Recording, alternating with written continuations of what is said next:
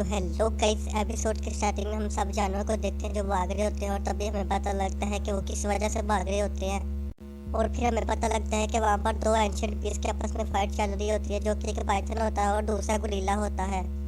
और दोनों एक दूसरे को तगड़ी टक्कर दे रहे होते हैं और तभी हम गोरिल्ला को देखते हैं जो कि पाइथन को भी पूंछ से पकड़ लेता है और उसको घुमा घुमा के एक जगह फेंक देता है।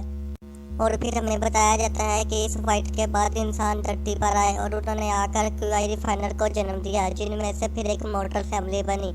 और उस मॉर्टल फैमिली के जितने भी बच्चे हैं वो सारे क्यूआई रिफाइनर हैं। और तभी हम वहाँ पर दो बच्चों को देखते हैं, जिनमें से एक का नाम नी होंग होता है और दूसरे का नाम नी योन होता है। और तभी नी होंग को कहता है कि मुझे नहीं लगता कि वो आ जाएगा। और कहता है आपने तो अभी अभी अपना लेवल ब्रेक थ्रू किया है, मुझे उम्मीद नहीं कि वो आएगा, मुझे लगता है वो तो डर के भाग गया होगा और कहीं छुप गया होगा। और तभी हम वहाँ पर दो बंदों को कैरम बोर्ड खेलते देखते हैं और तभी हमें पता लगता है कि जिस बंदे के हाथ में पक्का है उस बंदे का नाम मिस्टर बू है। तो मिस्टर बू कहते हैं कि मुझे नहीं लगता कि ये नीतियान बड़ा खराब बच्चा है, मुझे तो लगता है ये तो बहुत ही अच्छा और शरीफ बच्चा है।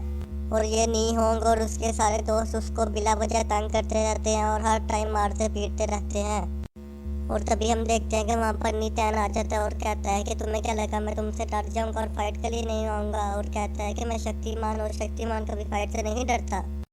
और फिर हम कुछ बच्चों को बात करते देखते हैं जो कहते हैं कि ये पागल वागल हो गया क्या, आज उसने अपना लेवल ब्रेक थ्रू किया और ये आगे उसे कुट खाने के लिए आ गया फिर वापस से। और फिर हम देखते हैं कि नी होंग और नीतियान की आपस में फाइट होती है, जिसमें नी होंग नीतियान को बहुत ही बुरे तरीके से मार रहा होता है। तो गाइस जिससे हमें पता लगता है कि अपना हीरो इस वक्त बहुत ही ज़्यादा करीब है, पावरलेस है, कोई पावर नहीं है उसके पास, कपड़े धोने के पैसे नहीं है उसके पास। और जब के नी होंग के पास लाइटिंग की पावर होती है और वो अपनी पावर का यूज़ करके नीतियान को बहुत ही ज़्यादा बुरे तरीके से मारता है, जिसकी वजह से उसका जिस्म पैरालाइज होना शुरू हो जाता है। और फिर नी होंग अपना लास्ट पंच मारता है, जिसकी वजह से नीतियान दूर जाकर गिरता है।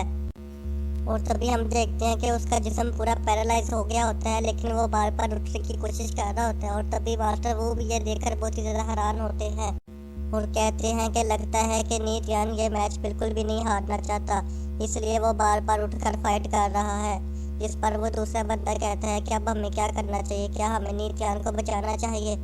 और तभी ऊपर से उनके सामने कोई अटैक कर देता है और कहता है कि पीछे पीछे हो, जो जैसी भी फाइट चल रही है चलने दो। और फिर हमें पता लगता है कि ये मिस्टर हांगकांग का मास्टर है। और फिर हम नी होंग को देखते हैं जो अपना थंडर अटैक करने के लिए जाते हैं और तभी उसके मास्टर कहते हैं कि बेटा मेरा सर मत झुकाना।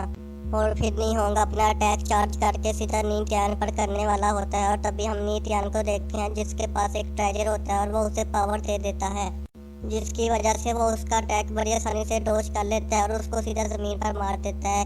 ये गाइस अपना हीरो वापस आ गया। और फिर नी होंग को कुत्तों वाली मार पड़ती है, जिसकी वजह से वो दूर जाकर गिरता है और वो अपनी जगह से उठ भी नहीं पाता। और तभी नीतियान अपने हाथों को देखने लग जाता है और कहता है कि मुझे भी इतनी पावर कहाँ से आ गई है, मैं तो वाकई में ही शक्तिमान बन गया हूँ।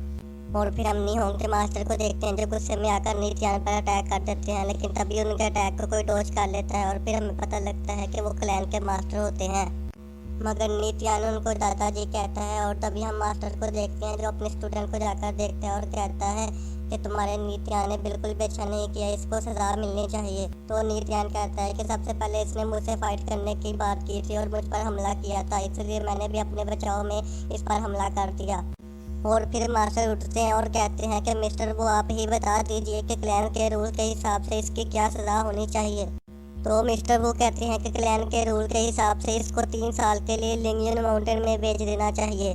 तो फिर क्लैन के मास्टर कहते हैं कि क्लैन के रूल को मैं भी चेंज नहीं कर सकता, लेकिन अब मैं मास्टर नहीं रहूँगा।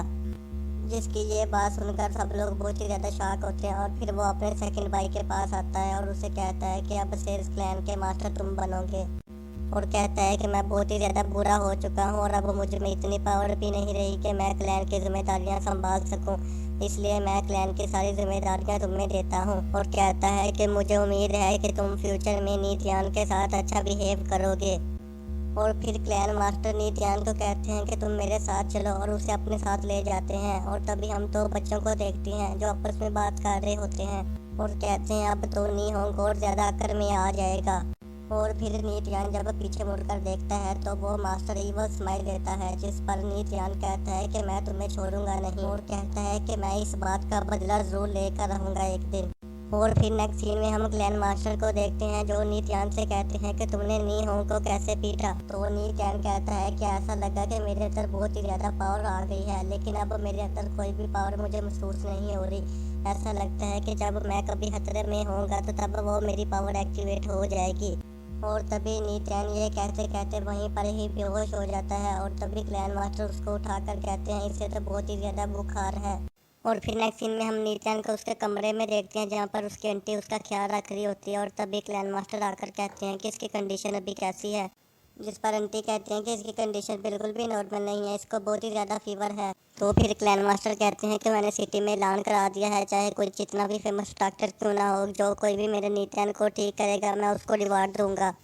और फिर हम देखते हैं कि सिटी के बड़े बड़े फेमस डॉक्टर आते हैं नी टैन को ठीक करने के लिए, मगर कोई भी उसे ठीक नहीं कर पाता, जिस वजह से क्लैन मास्टर बहुत ही ज़्यादा परेशान हो जाते हैं। तो फिर आंटी कहते हैं कि अब सिर्फ इसका इलाज लिंगयुनजुन माउंटेन पर ही हो सकता है, हमें इसे जल्दी से जल्दी वहाँ पर लेकर जाना चाहिए। और फिर हम देखते हैं कि क्लैन मास्टर मान जाते हैं और कहते हैं कि चलो ठीक है, जल्दी से नी टैन को लिंगयुनजुन माउंटेन पर लेकर चलो। और फिर हम देखते हैं कि जब वो निकल रहे होते हैं तो तभी वहाँ पर एक बुढ़े मास्टर की एंट्री होती है जो कहता है कि मेरा नाम मिस्टर हुआ है। और वो कहता है कि मैंने सुना है कि आपके घर में कोई लड़का है जो बहुत ही ज़्यादा बीमार है, मैं उसको ठीक करने के लिए आया हूँ। तो जिस पर क्लैन मास्टर कहते हैं कि तुम क्या कर सकते हो, ब्लैक क्लाउड सिटी के फेमस फेमस डॉक्टर भी उसको नहीं ठीक कर पाए तो तुम क्या कर पाओगे। और कहते हैं कि अब हम इसे लिंगयुन जोन माउंटेन पे लेके जा रहे हैं ताकि इसका इलाज हो सके वहाँ जाकर।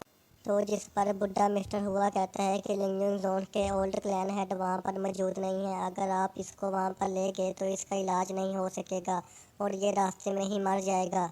और वो कहता है कि अगर आप लोग मुझे एक ट्राई दें तो मैं इसको चेक कर सकता हूँ, शायद मैं इसको ठीक कर पाऊँ।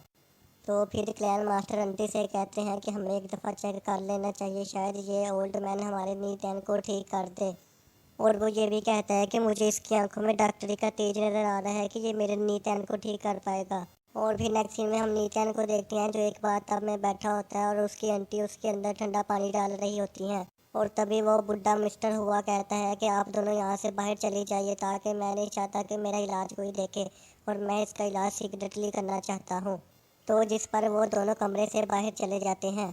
और फिर हम उस बुढ़े मिस्टर हुआ को देखते हैं जो अपने बक्से को निकालता है और उसमें से दवाइयाँ ढूंढने लग जाता है। और उसके पास ऐसी बहुत सी दवाइयाँ होती हैं, उनमें से फिर वो दो तीन दवाइयाँ उसके बाद तब पानी में मिक्स कर देता है। और फिर वो अपनी पावर का यूज़ करके उसके अंदर से सारी हीट को बाहर निकालने लग जाता है। और तभी हम नीतन को देखते हैं जिसे एक सपना आता है और सपने में वो अपने मोम एंड डैड को देखता है और कहता है कि मोम एंड डैड मैं आप दोनों को बहुत ही ज़्यादा मिस करता हूँ। लेकिन वो दोनों कहते हैं कि बेटा अपनी छाती चोरी करो, हम तुम्हें मिस बिल्कुल भी नहीं करते, और वो वहाँ से चले जाते हैं। और तभी नीतैन को होश आ जाता है और वो बहुत ही ज़्यादा ऊंची आवाज़ में चिल्लाता है। और तभी हम वहाँ पर उसकी क्लैन मास्टर और उसकी आंटी को देखते हैं। और तभी उसकी आंटी प्रे कर रही होती है कि प्लीज़ इंसेस्टर मेरे नीतैन को ठीक कर दीजिए, प्लीज़ इंसेस्टर उसको ठीक कर दीजिए, उसका कोई कसूर नहीं है, उसको ठीक कर दीजिए।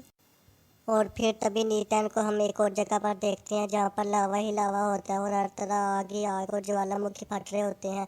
और तभी वो हवा में उड़ रहा होता है और तभी कहता है कि क्या मैं सुपरमैन बन गया, क्या मैं मर चुका हूँ, क्या मैं उड़ रहा हूँ। सो गाइस आज का हमारा ये एपिसोड यहीं पर ख़त्म होता है और अब